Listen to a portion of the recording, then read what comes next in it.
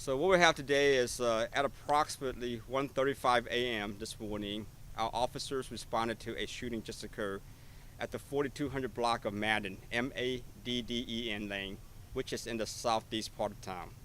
Upon their arrival, they learned that four males were shot. Out of the four males, two were deceased on scene. Uh, Two additional males, one was transported to the hospital in a critical condition, currently is receiving surgery at this time. And the second male was also transported to the hospital with non-life-threatening injuries. Based on our preliminary investigations, this is what we have so far. And I do want to emphasize and put a lot of emphasis in the word preliminary, as you can see how complex the scene is. What we have is sometime between like midnight to this morning, there was a gathering at the house behind me. If you look behind me, inside the crime scene tape, a gathering of a small group, probably 9 or 10 people or so. At the same time, there's another group of male around like about approximately after 1 a.m. Another group approached the residence and went inside and confront that group, which lead us to believe that there was some sort of argument, a disturbance, which escalated into a shooting. As such, multiple, and I do want to emphasize, multiple rounds were fired inside the residence, resulting in two deceased male, two transported to the hospital. As you can imagine how dangerous it is. And currently, all the families has not been notified. As such, we cannot release the victim's identity.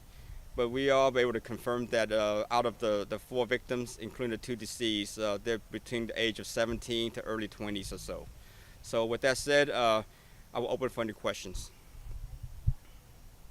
Was there any weapons located in the area? So while inside the residence, like I mentioned earlier, all the shooting is contained inside the residence. There are multiple weapons found inside, and also multiple shell casing. Right? Now, I'm not going to speculate at this time how many rounds were fired, but all I can say is multiple.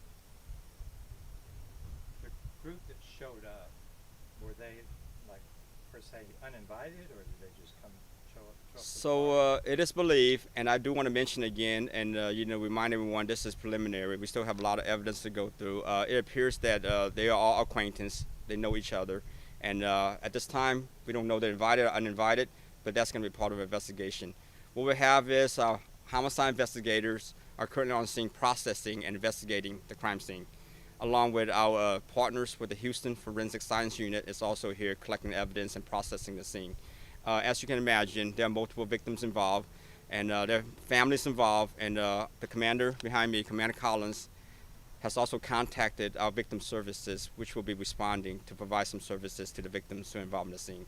And all we can ask for is keep the family in your prayers, as you can imagine, what they can go through right now. So. And can you comment on just the amount of homicides we had in the last 24 hours? So I don't have all the details with me right now. As you can tell, we publish our homicide report, right? And perhaps that'll be another discussion for another day. I just don't have the numbers in front of me right now. So, and I don't want to make any assumption that is inaccurate. So.